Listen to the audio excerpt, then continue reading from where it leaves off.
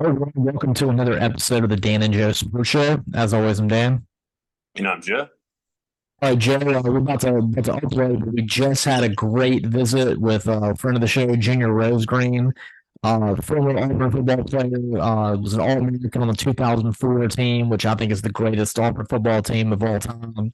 They were undefeated and unfortunately didn't get to play in the national championship because of the old BCS system. He helped us preview the Auburn LSU game and the end of the rivalry. A really great episode, the one everybody listened to. And Joe, speaking of great rivalries, this is one where this one's probably going to be going next year too. Actually, Ole Miss and Arkansas hasn't been around as long as Auburn and LSU is. Arkansas has only been in the league since 1992, but this has been a very up and down, series. I think Arkansas has an upper hand a little bit in the overall series, but it's been where you feel like the favorite team loses a lot of times, and usually it's when Ole Miss is in position to actually have a good season. Arkansas spoils it, so that makes that win that much sweeter this weekend. Oh, absolutely, Dan. And it was kind of a game that played out, I think, the way a lot of people were kind of afraid on the Ole Miss side, where Ole Miss is kind of sleepwalking through the game, kind of running on fumes, just not showing up with any effort, but kind of a flat effort after that emotional win against LSU. And then also, you get 2 weeks in a row, highly emotional, razor, focused games with Alabama and LSU, and then you've got the Razorbacks coming into to town, and so it kind of played out, I think the way you expected. But Ole Miss, you just had to win that game, get to the bye week, and they found a way to do it. Well, Joe, that was a survive and advance game. I mean, that's a rough 3 week schedule right there for Ole Miss. Bama, LSU, and Arkansas. Those are three rivals all in a row right there.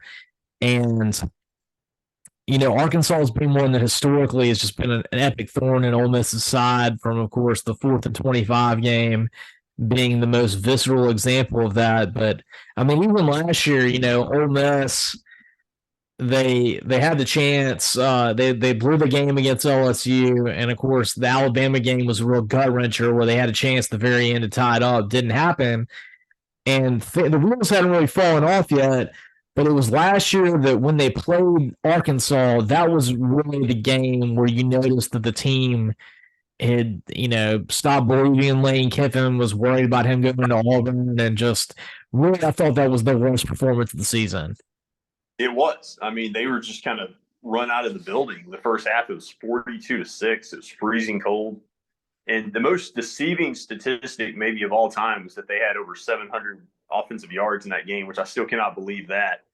But it was a game where they fell apart as a team because they still had a chance to go 10-2, Yeah, which would have been really cool for Ole Miss historically. that's always a good But season. exactly, could have maybe even gotten to 11 if they won their bowl game. But instead, they fall flat, finish 8-5, and so it's been kind of remarkable that they've recaptured some momentum this year. Yeah, I mean, I think this has been Lane Kiffin's best coaching job so far. I mean, he had a bad game against Alabama, like he pretty much has every year, except for the first year he's been there. But he had a great recovery. I mean, the LSU game, I thought he did a great job. And Joe, I thought he made some strides in this game that I really liked. At the end, they were up by 4 points, and he had the chance to go for it, and he chose to kick the field goal and be up by 7 points with a kicker who's been having a really great year. And I was glad he made that decision. It was the mature decision. You've got a defense that's playing excellent. I mean, the Ole Miss defense won that game for him. And there's a lot of times, like a lot of iterations of Wayne Kiffin, where he would have gone for it right there, missed it, and then suddenly Arkansas is driving to win the game, not just tie it. Mm-hmm. Yeah, absolutely. It was a win that Ole Miss a lot of times might not be able to pull off, and so you definitely have to give them credit for being able to make some savvy adjustments in the game plan. 2 weeks in a row, even though they were struggling somewhat offensively against Arkansas. I still felt like the offensive game plan was more creative. You were also working with Jackson Dart, kind of hobbled. He was just trying to get to the bye weeks. He could get healthy. And so just a lot of things kind of working against you. You also have KJ Jefferson highly motivated because he's of course from Sardis, Mississippi, and Mm-hmm. he really wants to beat Ole Miss because he's mad. They didn't recruit him, and so you got all those factors. And so definitely, Ole Miss, big credit to pull out the win. And right now everything's kind of in front of you. You look at the rest of the schedule. There's going to be a lot of tricky games like Auburn in 2 weeks, and of course you've got the monumental task of taking on Georgia. But I mean, there is a path for a magical season if they could pull off some wins. Absolutely, Joe. I mean, it's there for them right now, and it's available in multiple methods. I mean, I don't want to get too far ahead of the skis, but I think that Ole Miss is in a great position to win out and have Alabama win out and not have to play Georgia twice. That would be a possibility right there. And in fact, I think that may be Ole Miss's best chance to make the playoffs right there. There's the other one where you just become a big Tennessee fan and hope Tennessee is able to win out, and that Alabama drops another one somehow in the SEC, and you could have an epic Ole Miss Tennessee SEC championship game. But the bottom line is Ole Miss needs to take care of their business for either one of those things to happen. And what they did last weekend to get that win and go to the bye week with only one loss in the SEC was a great position and a great way to get into the bye. It does, and that would be a outstanding SEC championship game, Tennessee Ole Miss. I mean, sign me up for that. I think so too, Joe. I mean, really, I think if you want to look at what would be a real draw for people in the last year of the SEC championship, to get to see Ole Miss play in their first SEC championship game and to get them play against high-flying Tennessee, especially after what happened, 2 years ago when they went down to Knoxville in the infamous mustard game, as I call it. And with the Ole Miss fans throwing stuff on the field earlier this year, I think that it would just add I think it would be really it would be a ratings bonanza in terms of the last SEC championship game and the format as we know it. Yeah, and also with the added factor of Lane Kiffin, his previous stop there. Yeah, I just think that would be a beautiful game. Let me say this: if that game happens, I'm going. I don't care how much it costs. I'm going to be there. That'd be something. Moving on, Joe, the team right now who's got the SEC West in their sights again is Alabama. That was a big win they had this weekend to go to Kyle Field against a very motivated Texas A&M team. And yet again, this Alabama defense is showing itself to be an Alabama defense of old. And Kevin Steele is turning out to be just like I knew what he would be from his time at Auburn. He's a great defensive coordinator and someone that really has kind of stood the test of time as an excellent DC. Yeah, definitely. I mean, he's really impressed me with the job that he's done. And you look at several times right there, the defense and the special teams got it done for Alabama. The blocked field goal, which they returned for a touchdown, and got called back for the illegal blindside block penalty, which. I understand let me say this. I get why Alabama fans were mad about that call because I don't like that call to begin with. I mean, technically that was the correct call, but I feel like that's a rule that I get why they threw it in there, but it messes up so many great plays, this illegal blindside block. Yeah, I really hate that as well. It oftentimes frustrates me, and a lot of times it's not even close, to where the play is. Right. I mean, on this one, I think the guy was about 5 yards behind Braswell when he was returning it for a touchdown, which, I mean, you're gonna and it's going to go down as just a blocked field goal. But it was an incredible play because Braswell blocked it and picked up his own block. I think it bounced and he caught it and he was running for a touchdown. I mean, it was an amazing play. Mm-hmm. Yeah, they're very frustrating. Yeah, but you look at the defensive effort that Alabama had, and it extends to much beyond that. You think at the end of that game, you had that play by Nye Smith where at first they ruled it a touchdown, and they went back and showed it that I think his toes had crossed over the line, and A&M had first and goal at the 3-yard line. They run 3 plays, and then they go backwards, and then Jimbo makes the decision to kick a field goal after taking a timeout when they were down by 9 points. And they get within 6, but suddenly they're down a timeout. And you kind of think that from a momentum standpoint, yeah, I bet a lot of A&M fans probably wished he had gone for the touchdown there. Mm-hmm. I think so, and that's the kind of forcefulness and aggressiveness you've got to play with to beat Alabama in those situations. You're never going to beat them with field goals. You got to just go for the touchdowns. Yeah, I don't know that I've ever seen someone play conservative and beat Alabama. You do have to take some risks. I mean, let's think about even the last time that Gus Malzahn got a win against Alabama in 2019. The end of that game, Auburn's offense, they just want to keep Alabama off the field. You know, Jalen Waddle's having this incredible game. Mac Jones has recovered from a couple early mistakes and was scorching Auburn's defense. And Auburn just wanted to be able to run the clock out. And they had 4th and 4. I think they were on their own 35. And you can't go for it. But what does Gus Malzahn do? He draws them off sides by pretending like he's going to go for it. Even something like that, by doing that real long hard count with Bo Nix out there, draws them off sides.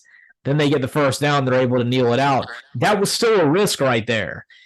And you still got to make plays even like that. I mean, you know, I don't think Gus was ever going to actually go for it right there, but he did take that next step to just push Alabama just a little bit farther, and that was enough to get the W. And you look at this game, and Jimbo had a couple opportunities to push the envelope a little bit and didn't do it. Now, he went for it one time in the first half on 4th down and didn't get it, but then he's got 2 opportunities in the second half. He's got a 4th and 1 on the 35-yard line, and I like to keep the field goal, and inevitably that's the one that Braswell blocks and returns for a touchdown before the penalty happens. And then you have this circumstance down in the red zone where they have 1st and goal at the 3, and instead of scoring a touchdown, he runs 3 plays, even calls a timeout, and then elects to kick the field goal and, you know, hurts him from a time standpoint and doesn't get the touchdown. Yeah, I mean, absolutely. I mean, think about, you know, when we were watching the Ole Miss Alabama game a few weeks ago, you know, when Ole Miss, I think it was the first half, they got to 10 points and like had to settle for a field goal on a possession.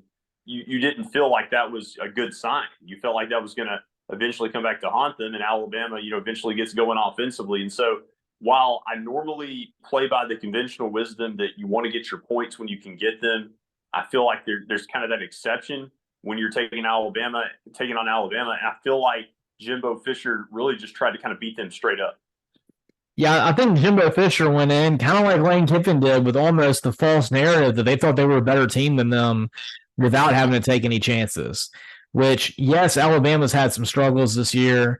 They haven't been able to throw the ball with as much consistency or really run the football with as much consistency, but they still have maybe the best defense in the SEC, definitely a top 10 defense in America. And your only way you're going to beat them is you got to take chances. If you look at what Texas did and what Steve Sarkisian did, he took some chances. He took a lot of deep shots, and they worked, and that's why they got the win. And you know, you got to do it. And Jimbo has a great defensive line, but unfortunately, Alabama, and I thought that, and maybe Tommy Reese's best game as an offensive coordinator. I know 26 points doesn't lend you to that. But he got Jalen Miller to throw for over 300 yards, and he had 2 receivers. Jermaine Burton had over 200 yards, and I think Isaiah Bond had close to 100. And basically, they targeted the same cornerback over and over again. Every time that A&M would blitz, they would just throw it at that cornerback, and they found the matchup and they exploited it. Mm-hmm. Yeah, they really did. They took advantage of that matchup. And I think just kind of a microcosm of Alabama's season, you know, while, you know, obviously we're rooting for Ole Miss to win the SEC West at this point, you know, also I still think LSU's got a great chance, depending on the outcome of LSU Alabama. I think that there's a good chance that we'll look back on how that mysterious game with Alabama USF played out last month and maybe think that, you know, throughout conspiracy theories, whatever you want to say about that mystery, I feel like, you know, there was something there as far as Alabama kind of thinking ahead, you know, let's appear to look a little bit vulnerable. And then suddenly coaches like Lane Kiffin, Jimbo Fisher, you know, they're going to prepare maybe to take us on a little bit differently. Maybe so, Joe. Maybe that was all a deep fake, right? Like a Brian Ferentz AI video. Exactly. Yeah, speaking of deep fakes, Joe, switching to the NFL for a second, I heard this conspiracy on the radio today, which at first I was like, that's so ridiculous. But the more I thought about it, I was like, you know, maybe this guy's got enough cachet built up to do this. And it's that Bill Belichick is intentionally trying to lose every game the rest of the season so that he can get either Caleb Williams or Drake May. Do you believe that Belichick would actually do that? I don't think so. especially, given how long he's coached. I don't know how many more years he has. And so I would think he would want to try to capitalize now and never kind of look, too far in advance.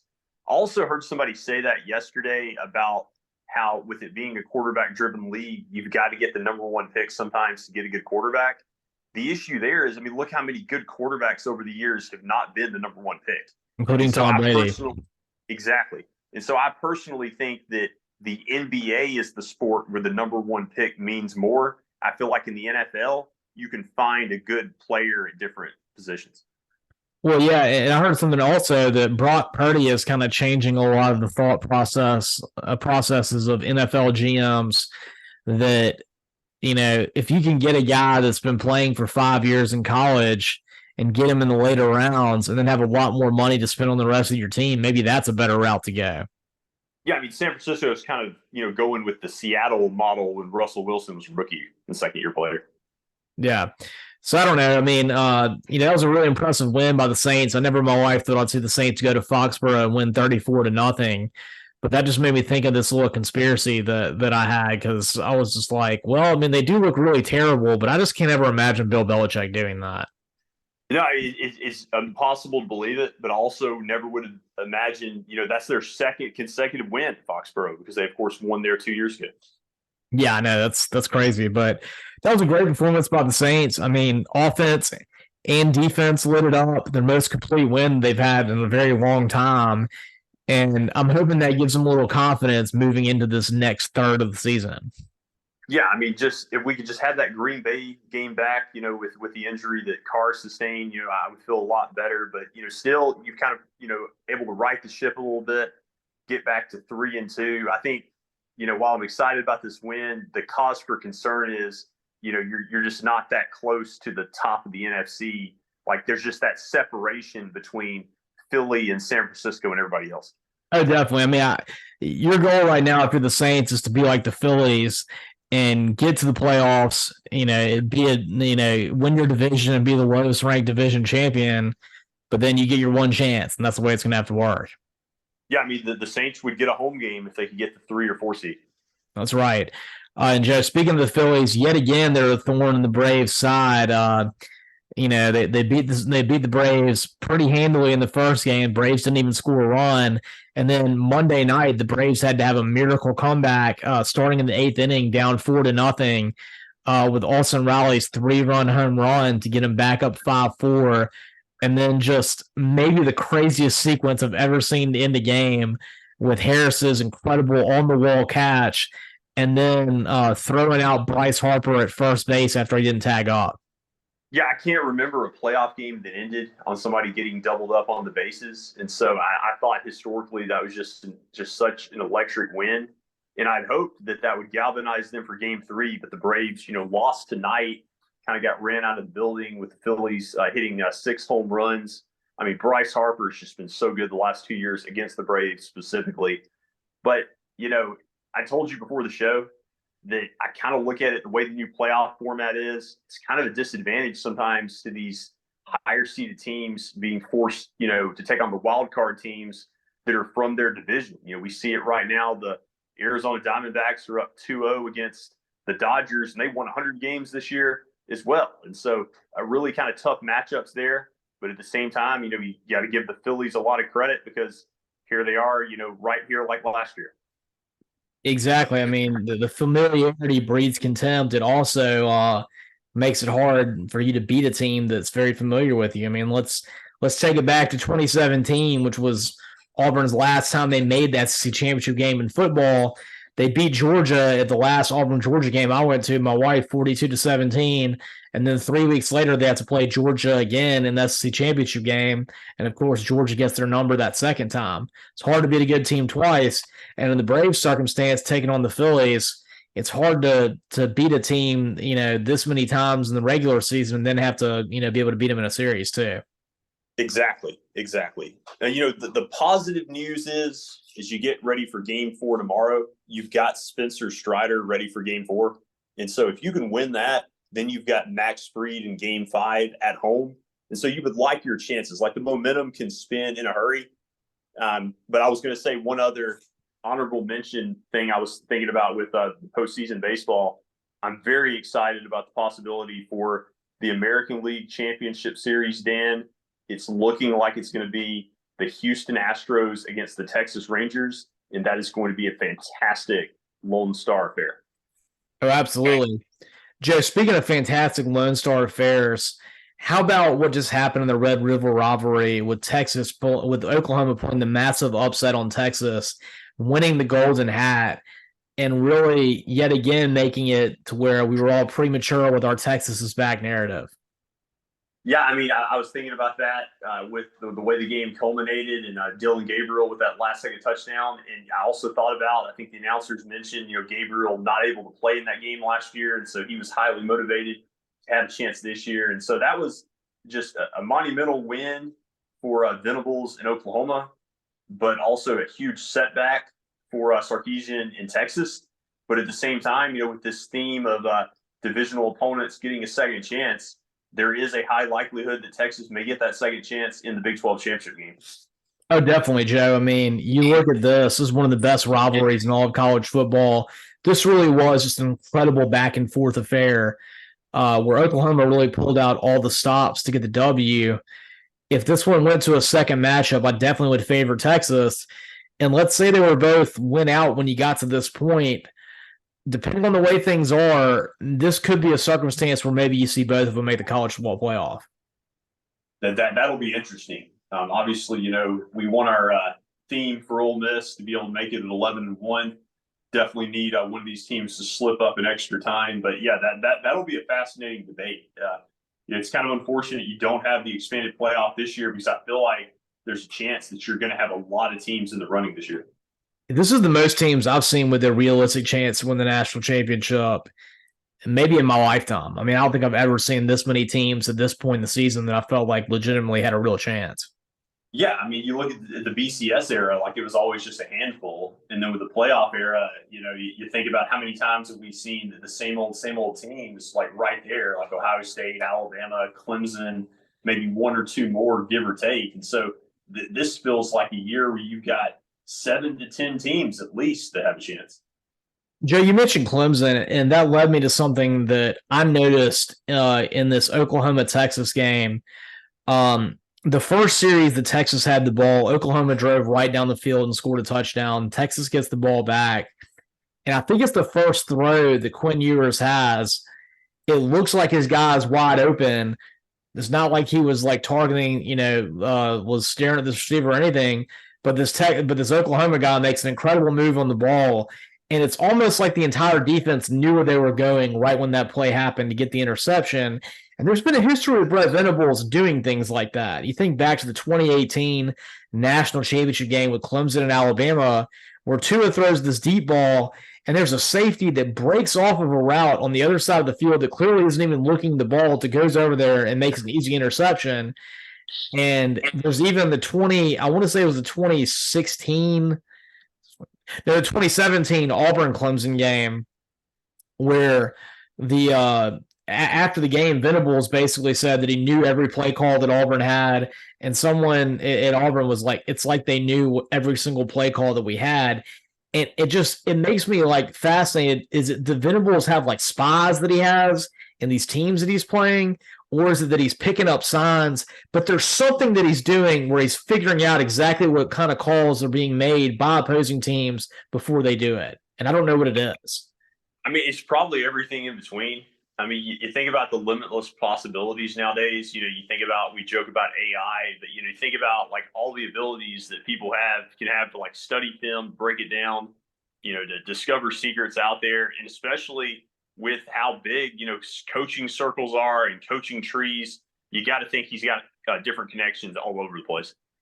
He definitely is. I mean, I remember that 2017 Auburn-Clemson game, a really fantastic defensive affair on both sides. I want to say that he sacked Jarrett Stidham 11 times in that game. And, I mean, it definitely seemed like they were picking up on the blocking reads and the play calls. And you could almost see the Clemson guys, like, communicating with each other. They knew what was going to happen before almost every play that Auburn had the ball. Yeah, and some of that, like, some people, like people read music. Some coaches may just be better than others at picking up that even, during the game and making those adjustments. Definitely, but it certainly seems like Venables. That is one of his like calling cards. Is either he's got this advanced intel or he's able to see what a team is doing in advance and his defenses react accordingly. Yes, precisely. Joe, speaking of defenses, a very underrated defense that we have right now in the Pac-12, and I'm not talking about Utah, is UCLA. They got a huge win over undefeated Washington State and really completely shut down Cam Ward and this high-flying Cougar offense. And suddenly UCLA is looking like a team that they're going to have to win the game on the defensive side of the ball, but they're very similar to Utah, and they've got they may have the second best defense in the Pac-12 and maybe a top 10 defense overall. And would you've ever expected that with the UCLA offense? No, especially not with Chip Kelly. I mean, Chip Kelly's never had that good of defenses. They've always been, okay. Like that, the year that Oregon made the national championship and played Auburn, that was like a top 40-ish kind of defense. But that's probably the best defense he's ever had until now. Yeah, I mean, he'd be like the last person, you're right, that you would ever expect his calling card to be defense. Yeah. And on that same token, Joe, North Carolina's in the same boat. Yes, they have Drake May, and he is playing excellent offense. And now, of course, they have Tez Walker back with the NCAA letting him play. But Gene Chiswick's defense has been excellent this year, from sacking Spencer Rattler 9 times. And every single game, I don't know that I've seen them give up more than 24 points in a game. And last week, they went out and played a Syracuse team that had been very good up until that point, only lost one game, and beat them 40-7. So this UNC defense is for real. And suddenly, with the way Florida State started the season, it was a foregone conclusion to everybody that Florida State was going to win the ACC. UNC's got something to say about that.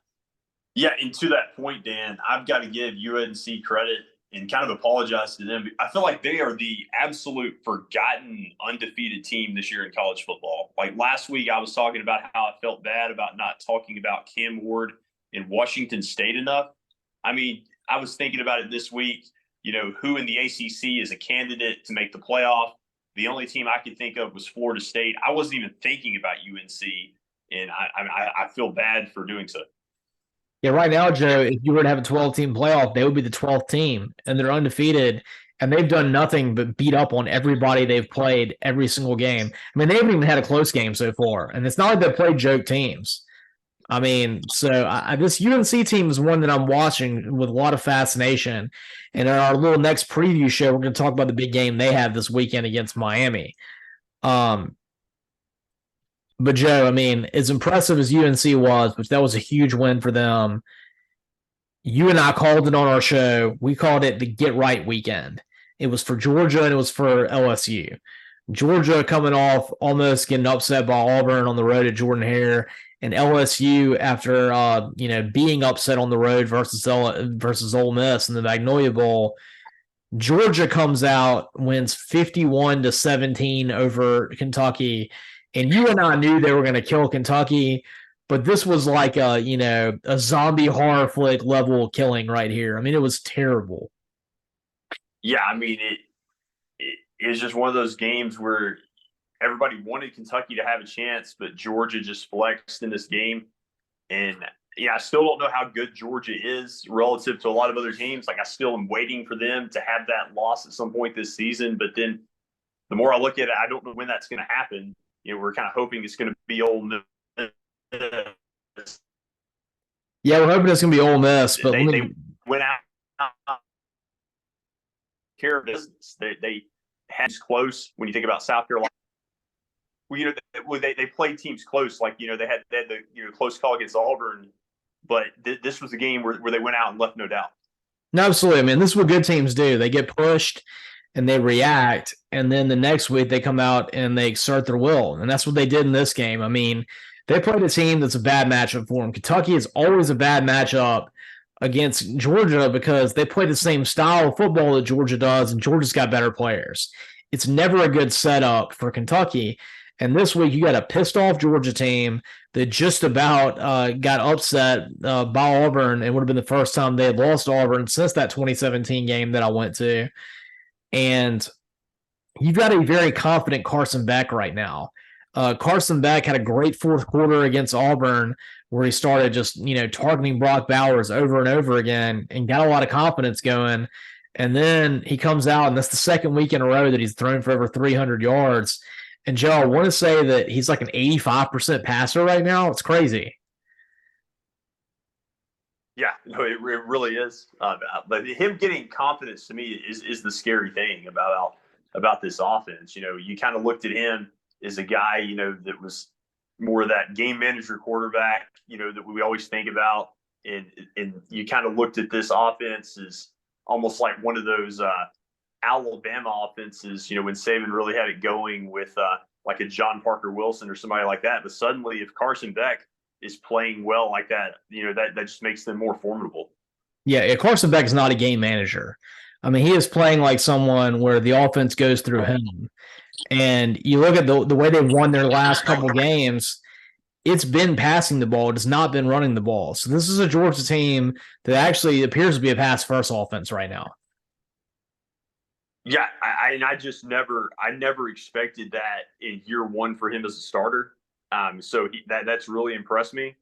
And then I guess some of it too is out of necessity. They've had the running back injuries. I think you mentioned last week, and it really surprises me how well they've performed offensively given that deficiency.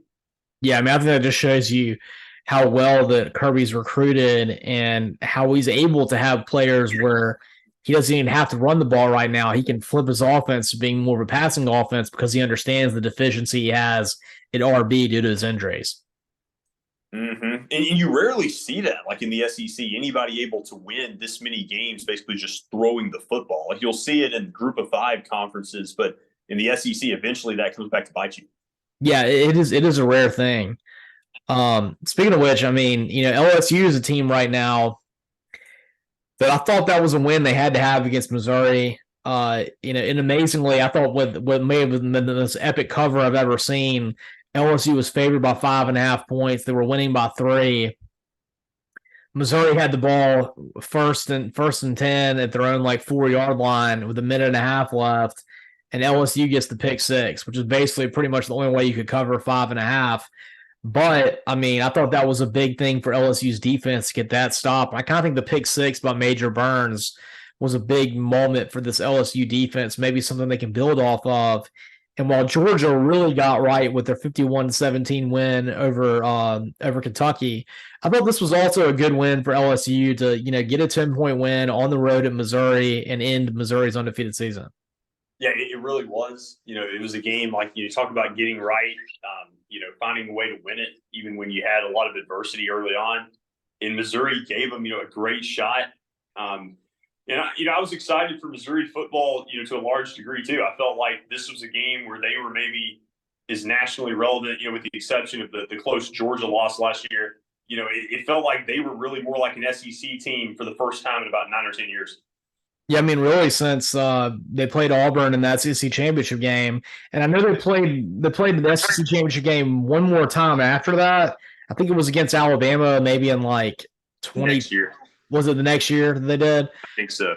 But they didn't seem that good that year. That seemed more like the SEC East was weak that season when that happened. They were actually legitimately a very good team in 2010. Yeah, was that? I think the second year. Yeah, I'm sorry. 2013 was when they made the SEC championship. And I think 2014, the next year they made it. So yes. Yeah, right. Yeah, because their 2013 team, I think, would have been, if Auburn hadn't won, they would have been in the finals, of the against Florida State. But the next year, it seemed like they kind of limped into that game. Yeah. That's the one that was the lasting memory of me of them in the SEC championship. Because, yes, the 2013 SEC championship game, whoever won between Auburn and Missouri was going to go to the national championship.